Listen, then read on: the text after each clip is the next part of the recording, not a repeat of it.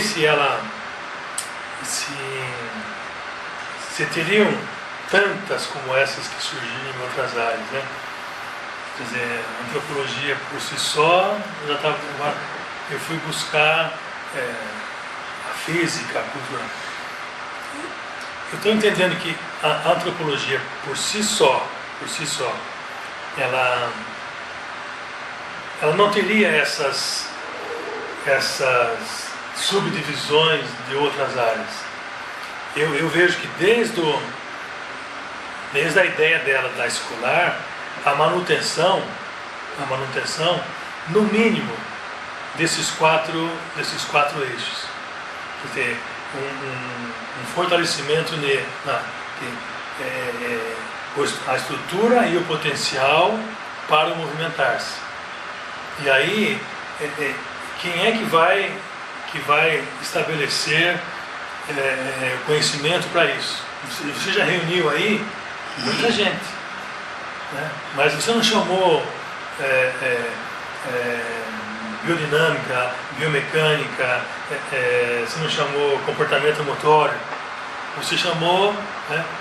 Você teria um grupo que está estudando a estrutura e o potencial para o movimentar-se. O outro momento seria, olha, para movimentar-se, quais são as capacidades. E novamente o estudo não é uma antropologia, é uma cinesiologia biológica, não é uma cinesiologia antropológica. Sairia desse eixo dessas classificações. Mas os quatro blocos seriam: nós estamos estudando o movimentar-se humano e o relacionamento com o meio social e o meio ambiente. Aí vai entrar a ecologia, aí vai entrar a sociologia. Então essa parceria com outros conhecimentos. Eu não vejo hoje, não vejo agora essa necessidade dessas subdivisões, que nem sei como surgiram. Se elas surgiram em razão de uma necessidade ou de conveniências teóricas, conveniências de grupo, alguma coisa assim. Então hoje eu veria somente esses quatro eixos como dando conta de tudo que se possa discutir. E a ideia do Instituto de Cinesiologia, que a gente trouxe lá em 95, era baseado também no que faz o ICB. Não é?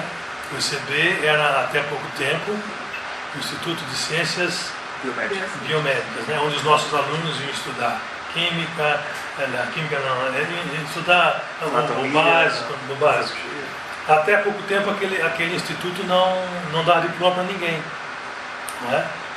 E acho que a razão de ter aquele instituto lá, tinha mais pesquisadores e tinha que ter docente para dar aula para os alunos de outras áreas. Então, no caso desse Instituto de Cinesiologia Humana, também seria uma tendência, tal como o ICB começou, sem ter um diploma de preparação profissional, né? Hoje eu não sei qual diploma que eles dão. Hoje eles dão diploma eles têm curso de graduação lá dentro. Depois do quê? Bacharel em Ciências Biomédicas. Ciências Biomédicas, né? Então, aqui você teria um bacharel em Cinesiologia Humana, no caso, né? Então você teria também esse compromisso com a preparação profissional. Que no mercado hoje é o que está atuando em todos os lugares menos um.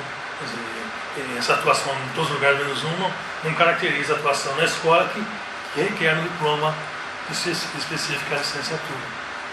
Então, talvez vão acontecer essas subdivisões, eu acho que em razão do corpo docente, dos interesses de cada. Porque se você entender que hoje os departamentos, nós já comentamos, eu não vejo critério ou para agregar-se recurso humano no departamento, ou nomenclatura, né? E tem alguma história da nomenclatura, né? Quando isso subiu para o Conselho Universitário, no dia em que foi decidido sobre os cursos, alguém contestou o nome dos departamentos, né? E aí, numa conversa telefônica entre o professor Massucato, acredito, com alguém, o Jonas Cato acho que estava lá, no Conselho Universitário, com o professor Tolosa, eu acho que houve uma decisão ali, decisão entre 2 ou 3 pessoas para uma pedagogia do movimento humano. Quer dizer, não saiu algo, né, como você está pensando, encadeado, com critério. Né? Da mesma forma que você tem um departamento de biodinâmica, você não tem um de sociodinâmica e de psicodinâmica. Ou fisiodinâmica. Ou alguma coisa, né? Nessa... Eu não sei se responde mais ou menos a sua preocupação. Agora que você quer fazer uma pergunta, você tem que ouvir. Eu vou fazer a pergunta. Eu tenho 2 questões, e na verdade antes um reconhecimento, porque eu não posso deixar de dizer, já que tem muita gente jovem aqui, não que nós sejamos velhos, menos jovens, mas o professor Guilmar foi do meu departamento, né? Ele se aposentou, e vocês já devem ter percebido que, salvo o melhor juízo, não tem nenhuma sala com o nome dele. Bom, isso diz muita coisa. Talvez seja até bom. Mas enfim, o que vocês fazem hoje aqui se deve muito ao Guilmar. Eu acho que isso é um reconhecimento importante, porque ele se aposentou e não houve até hoje uma manifestação da escola com relação a isso. E eu não posso deixar de reconhecer isso porque eu sou até suspeito para falar, mas desde 82, né, eu tenho contato direto com o Guilmar, e a disciplina dele aqui na pós-graduação foi uma disciplina que formou muita gente nesse pensamento do que é a educação física. Muitas coisas que eu escrevi, né, que eu comecei a escrever, foi na verdade em contato com o Guilmar, em 82, 83, 84. Eu tenho a sua dedicatória na sua dissertação. Bom, as 2 questões, Guilmar, são as seguintes. A primeira é, você falou agora que a cinesiologia não é uma abordagem, né? Mas a gente tem um livro de desenvolvimento curricular, acho que você lembra, da Anne Dewett e Linda Ben, que fala de desenvolvimento curricular e educação física, né? E elas desenvolvem ali a ideia de modelos curriculares, às vezes usam até a palavra abordagem, se não me engano são 8 abordagens, e uma das abordagens é o que elas chamam de estudos cinesiológicos. Então, a primeira pergunta é que você fizesse um comentário, porque me parece que a sua visão é diferente. Até porque os estudos cinesiológicos que elas apresentam é algo que me parece eminente, faz uma dissociação entre o fazer e o conhecer. E na sua abordagem, eu acho que há uma aproximação entre o fazer e o conhecer. É um conhecer que faz, um faz com conhecer, tendo em vista que você usou o Maturana e o Varela. Então essa seria na verdade, que você quiser comentasse isso. E a segunda questão é a seguinte, é uma questão mais de ordem política, ou pelo menos eu entendo assim. Você sabe, né, eu fui defensor, acreditava na ideia da cinesiologia. Mas de alguns tempos para cá eu passei até a ser contra, não da forma como você apresenta, não é nada disso, mas eu entendo que do ponto de vista da universidade, as pessoas pegaram esse modelo para justificar o que elas fazem, sem dar a mínima para a área, para a atuação. Que quando você coloca a cinesiologia aqui, você fala em diálogo, você fala em conversa, você nem usa subdisciplinas, né? O seu modelo ali, ele fala em componentes e tal, a gente não encontra subdisciplinas. Né? Mas aqui, em muitos lugares onde se usa a palavra cinesiologia, tem havido uma briga, né? Uma guerra entre as áreas, as sub-áreas. E no fundo, o que tem acontecido é que a cinesiologia não existe. Porque o que existe são sub-áreas que estão ligadas às disciplinas mães, por força de formação, por status. Né? Quem é da fisiologia do exercício, no fundo, quer ser um fisiologista, quer ser médico. Quem está na biomecânica, no fundo, quer ser um físico. Enfim, por aí vai. Né? E não há conversa, não existe diálogo. Né? Não existe uma cinesiologia, de fato. Não existe uma conversa. Não existe as pessoas sentando na mesa e discutindo. Vamos discutir movimento humano, seja lá o que for, das diferentes perspectivas. Então, o que me parece é que hoje nós temos um problema que é uma luta, né, entre várias facções. E que desemboca no que você mesmo coloca. Quer dizer, por que a gente não conseguiu fazer um instituto de esporte? Por que a gente não conseguiu fazer essa cinesiologia nos moldes que você apresenta? Por que a gente não consegue discutir licenciatura?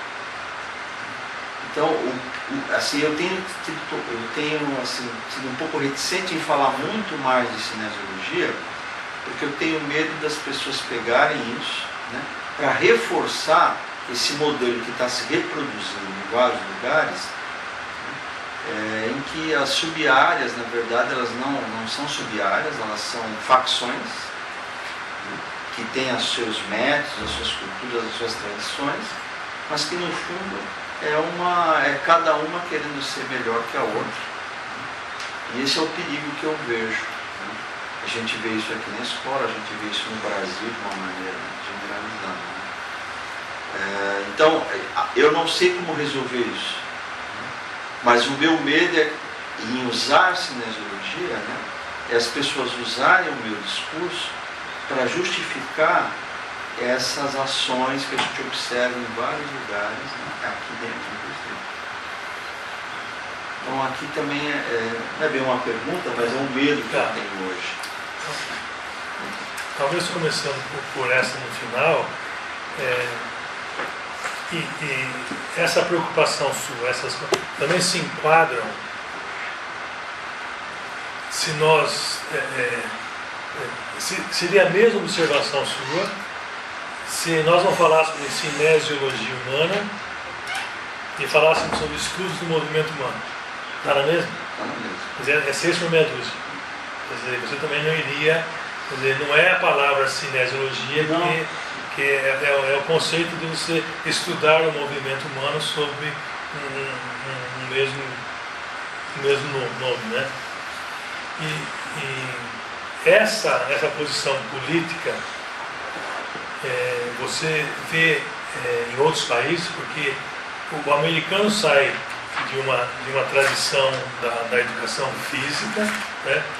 Continua com ela ainda, sustentando isso na educação física escolar, de uma forma tanto quanto igual à nossa hoje, mas a tendência das universidades, quer dizer, acompanhando algumas delas, a passagem para a cinesiologia humana aconteceu. Né?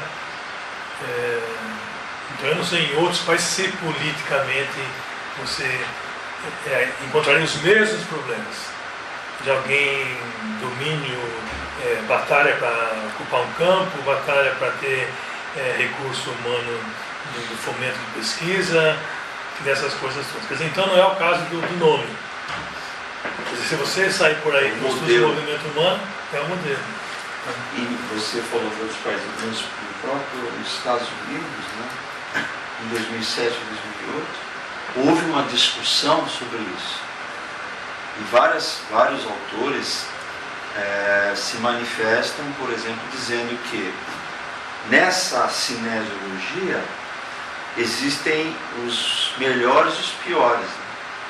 E nesse caso, quem é daquelas sub-áreas biológicas são melhores dos que são da área sociocultural ou pedagógica. E pessoas da área pedagógica ou sociocultural se manifestam dizendo assim, olha, nós